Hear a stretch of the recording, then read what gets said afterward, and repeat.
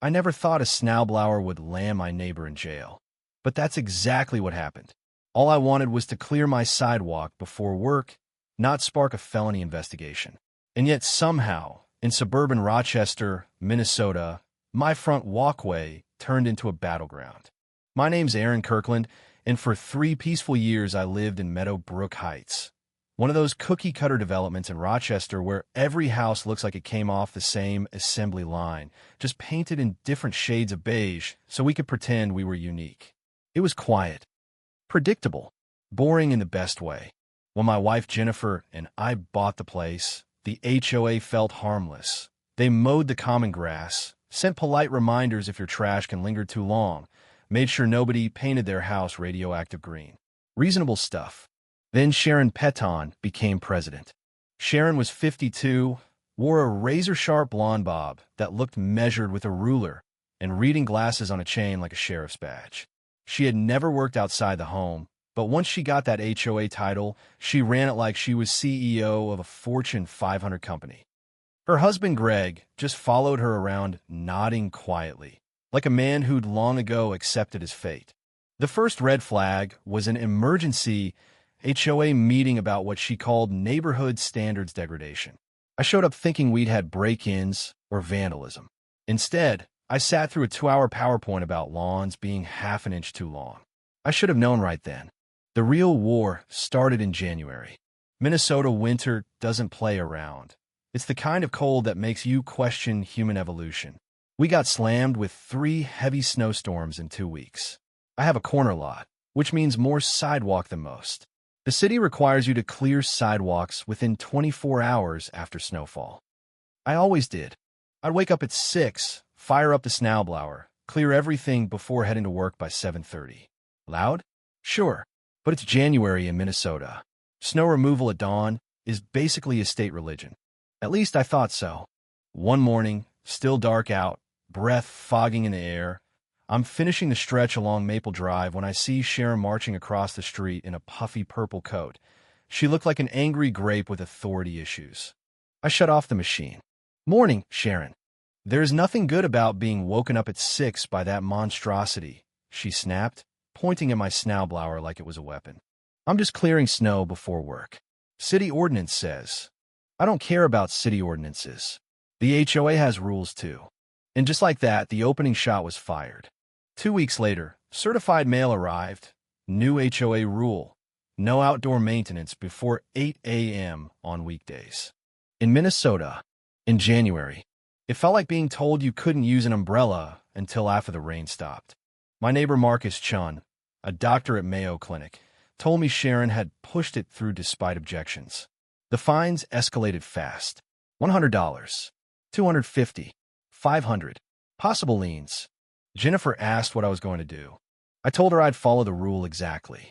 If snow fell overnight, I'd park on the street, leave the driveway buried, go to work, and clear it in the evening. City says 24 hours, fine. HOA says no equipment before 8, fine. I would comply to the letter. The first storm under the new rule dumped 8 inches overnight. I trudged through knee-deep snow to my truck, brushed it off in the dark, and left. Didn't touch the snowblower. By evening, the sun had melted the top layer. That melt refroze into thick, uneven ice. 3 days later, the school bus couldn't stop at the corner. The driver, Dorothy, stood outside shaking her head. "Someone's going to break their neck," she said. Parents gathered. Sharon showed up in slippers. "This is your fault," she told me. "I cleared it within 24 hours," I said calmly. "And I followed your rule." The ice glittered under the weak winter sun like a trap. That scene repeated 3 times in 2 weeks. Facebook arguments exploded. Parents divided. Sharon tried to fine me for creating a hazard, but the management company ruled I was technically compliant. That's when she crossed the line. I came home one evening to find my sidewalk professionally cleared and a $250 bill from a contractor the HOA hired without my permission. She tried to charge me for it. That's when I called Rick Thompson, bald, grinning, HOA fighting specialist. He loved cases like this. We filed suit in Olmsted County District Court, seeking to void the rule and stop the retaliation. Within 48 hours, a judge issued a temporary restraining order against the HOA. Sharon called emergency meetings, ranted, accused me of destroying the neighborhood. The board voted 4-1 to settle and rescind the rule. She refused. Then came the twist I never saw coming. One morning, Jennifer called me crying.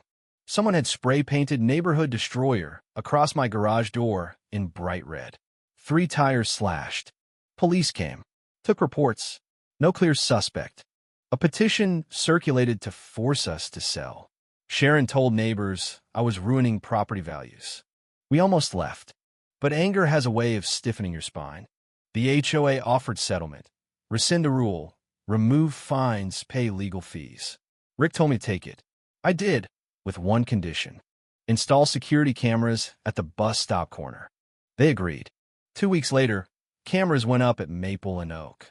Things went quiet. Then one night around 2 a.m., a patrol officer spotted someone near my house. Dashcam caught them running, dropping a can of red spray paint. Detective Sarah Morrison called me down to the station. She played the footage. Dark clothes. Ski mask. Look at the shoes, she said. Purple and white Nike Air Max, custom design.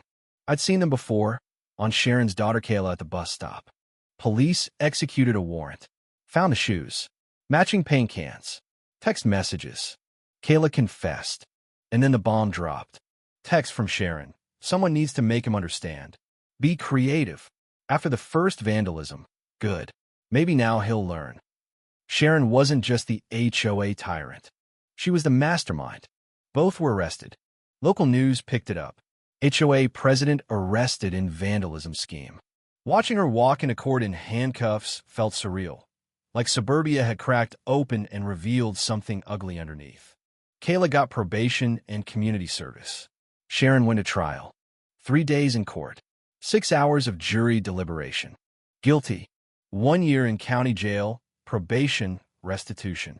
As the bailiff led her away, she looked at me. Not angry, just bewildered, like she truly never believed consequences applied to her. The civil case settled for $45,000. We ran for the HOA board, me, Marcus, Patricia. We won easily. The snow rule was permanently eliminated. New policies required legal review before major fines. Transparency became standard. Peace returned. Months later, Greg stopped by while I was mowing. I should have stopped it, he said quietly. I just kept nodding. Sometimes silence is complicity. He knew that now. In August, I received a handwritten letter from Sharon. No excuses, just acknowledgement. She admitted she'd used rules as weapons to feed her need for control. I didn't hate her anymore. I just felt sad. Here's what I learned. And it cost me a year of stress, thousands in legal fees, and more than a few sleepless nights. Power doesn't corrupt only presidents and CEOs. Sometimes it corrupts people in cul-de-sacs. Give someone a little authority and no oversight. And if they're insecure enough, they'll build a kingdom out of sidewalk rules. And here's the harder truth. Communities fall apart not just because of tyrants, but because decent people stay quiet. Greg stayed quiet. Some neighbors stayed quiet. And that silence gave Sharon room to escalate. Winter came again. 6 inches overnight.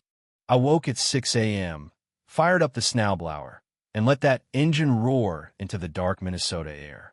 The sound echoed clean and unapologetic. No letters. No angry grape marching across the street. The bus stopped safely at Maple and Oak. Kids walked on clear pavement. Parents waved. That sound, that early morning snowblower, wasn't rebellion anymore. It was normal. And every time I clear that sidewalk before 8, I feel something small but steady. Not revenge, not gloating. Just balance. Justice doesn't always look dramatic. Sometimes it's just the quiet hum of a machine at dawn, doing exactly what it was built to do, without fear. So here's the question I still wrestle with. If I had just ignored the rule and paid the fines quietly, would any of this have happened? Would a 19-year-old girl have avoided a felony? Would Sharon have spiraled anyway? Or is standing up early the only way to stop something worse later? Where's the line between keeping the peace and enabling abuse? I'd really like to hear what you think. If you've ever dealt with an HOA nightmare, A power-hungry supervisor, or someone who used rules to control instead of protect? Tell me, was it worth fighting, or would you have walked away?